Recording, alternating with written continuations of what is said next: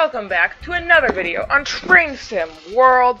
I know today we planned to do TSW Hall, but Train Sim World just released their brand new DLC, Trace Valley Line. So I think we're gonna go ahead and start doing some Trace Valley Line. Experience a bygone area of British rail and the historic birthplace of railways and the heart of the British steel industry in Train Sim World Trace Valley Line. So let's go ahead and get it started up, and we'll see what we can do.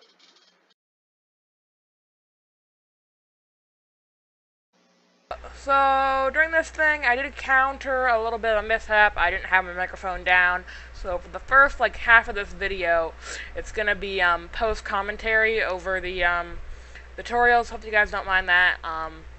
Yeah, it was really just me being like, okay to everything he was saying, and a couple positive critiquements of the train, which at that point where I positively critique the train, I do end up figuring out the issue. So yeah. Welcome to these Class 37/5 diesel-electric locomotives in rail freight sector livery. This brief introduction will go through the startup and stop procedures. The rear locomotive is already running with its tail lights on and its handbrake released. Climb aboard the lead locomotive to get started. So at this point, I did mention it is a pretty big climb, so you're literally climbing aboard. You're opening the door and just kind of climbing on. A lot of time will be spent driving, so take a seat to continue. Of course, just like any other locomotive, you have to take a seat in the driver's seat. I didn't realize at this time, but that is actually the second man's seat that I'm about to sit in. Yeah, that's the second man's seat, and I'm confused why it's not working. It's the second man's seat. That's the driver's seat. Yes, we get in the driver's seat, not the second man's seat. I didn't realize this while recording, but the engine turns on when you sit down.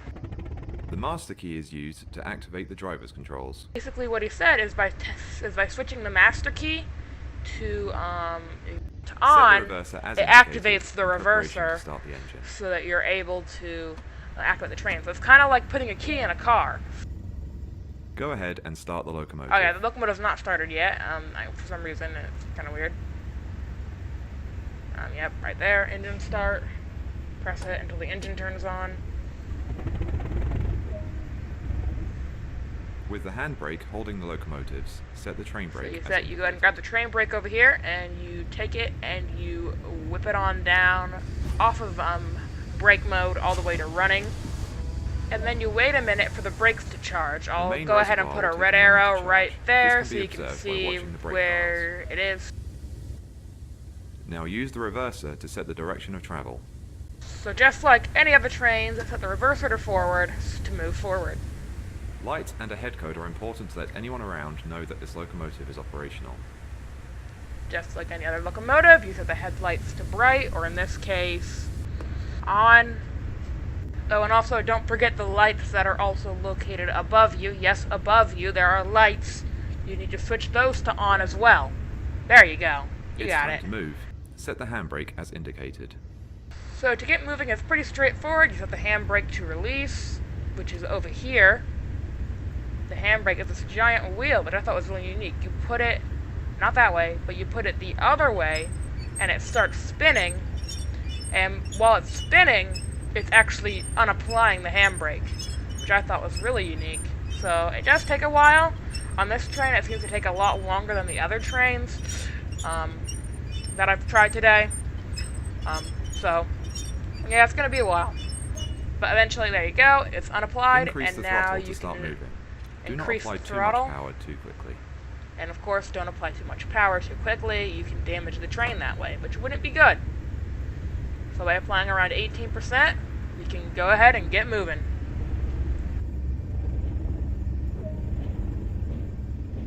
With the train now moving, it's possible to apply more power and focus on achieving a desired speed. He talks about achieving a greater speed, but I end up putting it on idle. Coasting is a method used to which ends up cutting him off. Make use of the brakes and throttle controls to manage the train and prevent And like always, you just manage the brake and the throttle to prevent overspeeding.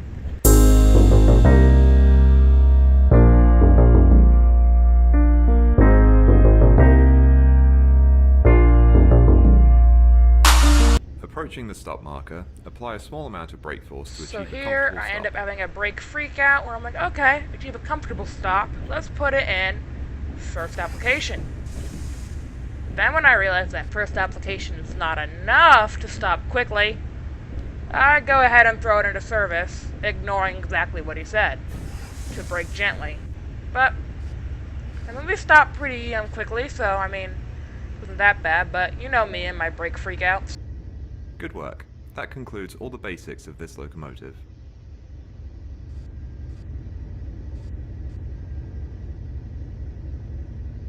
So there we go, we have completed this locomotive, so now on to the next one, which is a more heavily passenger-based one. This seems to be just like a freight-based one, but the next one is heavily passenger-based. So let's go ahead and go see what it is. Welcome to this Class 101 3-car diesel mechanical multiple unit in British Rail blue and grey livery. This brief introduction will cover startup, stopping and passenger operation. Before getting started, some of the controls must be set in the rear cab. Head over and climb aboard. So like you said, we have to go ahead and walk on over to the rear cab. I could be running, but I decide to walk, and then I also decide to run. I can't really get my mind. So yep, we're here at the rear cab, and as you can see, definitely passenger-based. Red lights are used to signify that this is the rear of the operational train. If you remember what I said about these trains being a lot like cars, these ones especially, because you have to set the headlights to red. Not white, but red, to indicate that this is the rear and the tail lights of the train. While the brakes in the lead vehicle hold the train, set this brake as indicated. So again, we spin the wheel of fun to unapply the handbrake, and as you can see, way faster than the other train. Everything's now set up, so head to the front of the train to continue preparations. So I make a little mistake here. I know he says to head to the front of the train, so I get out and start heading towards the front, but then eventually realize, oh, marker is right there. And I'm confused. Why the marker's not in the cabin. I'm like, why can't I enter the door? Let me in. And then I realize the marker's over here, and I get in. So I open the passenger door. That's not a door, that's a window. I open the door, and passengers come flooding in. It's kind of funny. Yeah, I open the door for 2 seconds, and there's already passengers in the train. So anyway, what you have to do is you have to go through the train, opening these doors along the way, just so the passengers can, sit down and stuff. So it's pretty clever. When ready, sit in the driver's seat. Already one step ahead of you. The control circuit key is used to activate the... So just like how the other train had the master key, this one has the control circuit key to indicate which locomotive you are driving, and also, basically to activate the controls. White lights will indicate to anyone around that this is the front of the operational train. So just like how we set the rear lights to red, we're setting the front ones to white. Now we are doing the engine start procedure. So we have to set the throttle to full application to get those engines revved. This train features 2 engines in each driving vehicle. Start the engines in this vehicle. So you have 2 buttons. You gotta hold the left locomotive, hold that until the engine starts. Now start the engines in the rear vehicle. And then hold the rear vehicle engine button until those engines start. And now put the throttle back to neutral, or idling. Give a quick glance of the platform to ensure all is safe, then unlock the doors.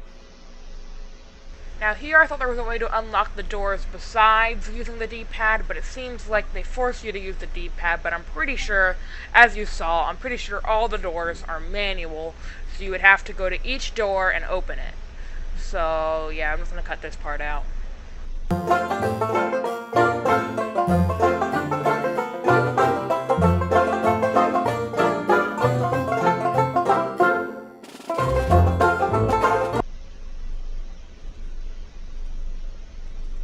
Anyway, it's very simple. You just open the door with everything left on the D-pad and then unlock left. It's probably the easiest way to do it.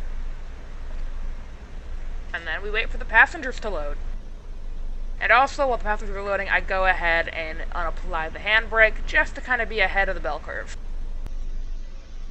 Oh yeah, I also let this ma'am know she is not in the right spot. You do not get in the driver's seat. I am the train driver. You sit in the back with everybody else. You are not driving the train today, ma'am. Hey, ma'am, you are not driving the train. Thank you. Goodbye. So anyway, when I go to unlock the doors, I accidentally move that thing, and I'm like, oh gosh, what did I do? Is that important?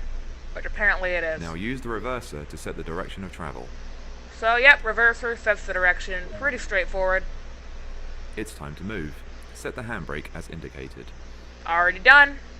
This train features a gear system similar to cars on the road. So that thing I messed with was the gear system, which is already on 1, so it ended up kind of cutting him off with what he was going to say, and now he's talking about the brakes, which are actually pretty unique. The brakes on this train act like a water tap. The higher the setting, the faster the train will stop. Open the valve to select the desired pressure, then close it again to maintain that pressure. So lapping the valve basically means it's closed, so you can apply it, and then close it, or release it and then close it to maintain pressures. So right now we want to release it, because we want to get moving. So by setting it to release, no brake pressure is being applied. Increase the throttle to start moving. Do not apply too much power too quickly. It's important to provide a smooth ride for passengers. So here you apply the throttle to 1 or 2 to reach 15 miles per hour, and then once we reach 15 miles per hour, that's when the gear system kicks in, which is actually a really cool feature.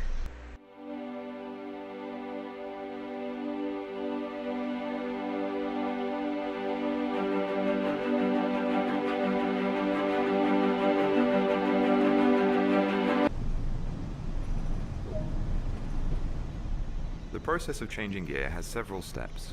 Set the throttle to idle and allow the engine RPM to reduce below the yellow zone. Engage the new gear, then return to the desired throttle application. So the yellow zone he's talking about is right here. And dropping the throttle causes the needle to go all the way down below the yellow zone. Once the needle is below the yellow zone, you can then gear up. Observe that the train now has the ability to accelerate to a higher speed.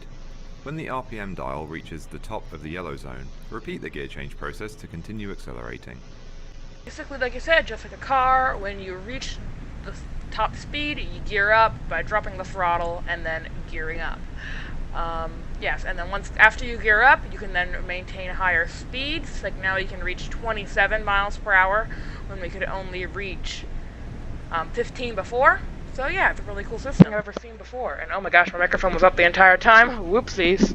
I might have to post-commentate over this, but yeah, that's pretty cool. I enjoy that. Set the throttle to idle. Oh yep, we're at top speed. Idle. Gear 3. Yep. Gear 3. And there's a short distance between here and the next stop, so be sure to manage the train and prevent overspeeding. okay, we got this. Post-commentary will probably be better over this thing anyway, so. The highest gear should be engaged.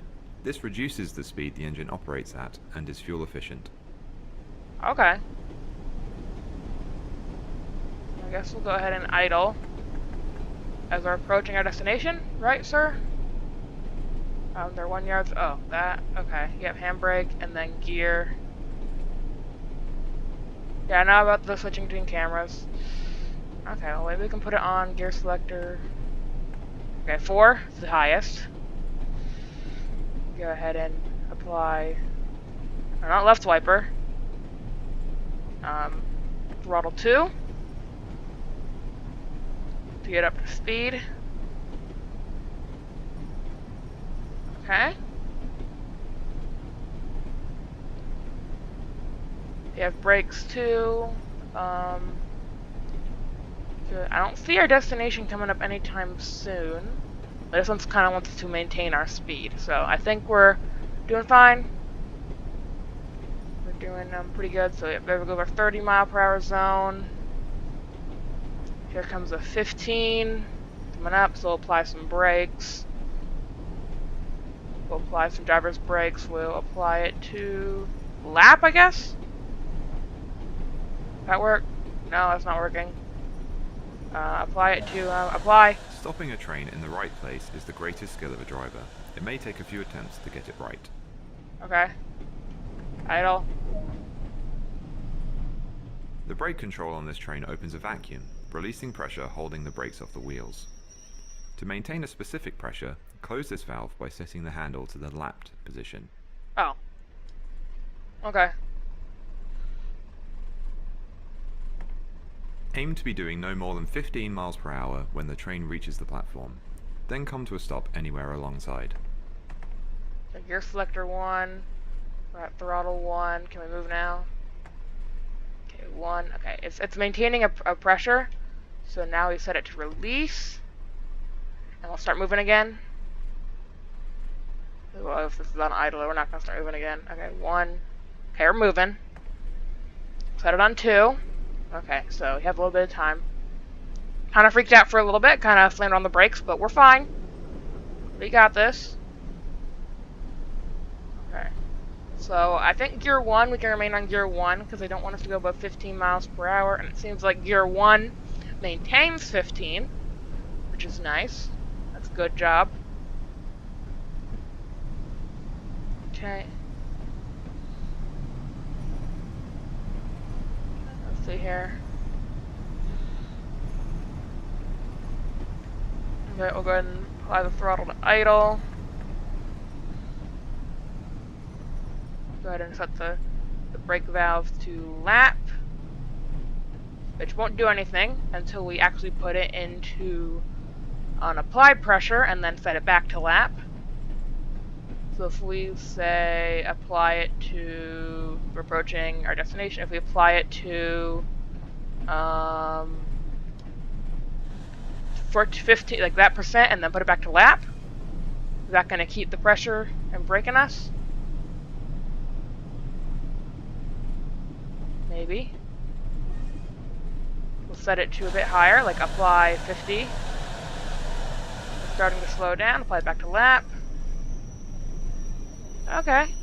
Start applying a small amount of brake force now to achieve a comfortable stop. Okay. Gear selector to neutral. Oh. Unlock Well the done. left side doors. Practice makes perfect. Give a quick glance at the platform to ensure all is safe and then unlock the doors. Yeah, it will take a while to park right, but yeah, the doors are unlocked. So guys, come on in. Good work. That's the basics covered. A manual can also be obtained that provides more detail about the full functionality of this train and more. Okay, I might need that. We do seem to be going over a little bit of our time, but it should be okay. I'm just kind of upset that I gotta post commentate this, but it should be okay. Let's just see if there's another tutorial. If there is, we'll probably have to save it because I'm recording at 22:12, and I kind of want to keep almost everything in. So, because these are all really cool locomotives that I've never seen before. So, I mean, they're pretty unique. So we'll go on to the next tutorial, and I'll see what needs to be done. Okay, what's the Class 08? Welcome to this Class 08 diesel-electric shunting locomotive in BR Corporate Blue livery. This brief introduction will go through the start and stop procedures. Okay, let's take a look at it. Before entering the locomotive, the battery isolation switches need setting. Start with the left side. Okay, that already seems like something very new. This seems to be an electric locomotive instead of a diesel. It looks like. So I think we're good. I think we're I think we're good. I think we're I'm ready to end the video here. So thank you guys so much for watching. If you enjoyed this video, please be sure to leave a like, subscribe for more Train Sim World, and I'll see you guys back here next time when we figure out how to work this Class 08 locomotive. It seems pretty complicated. See you guys then. Bye.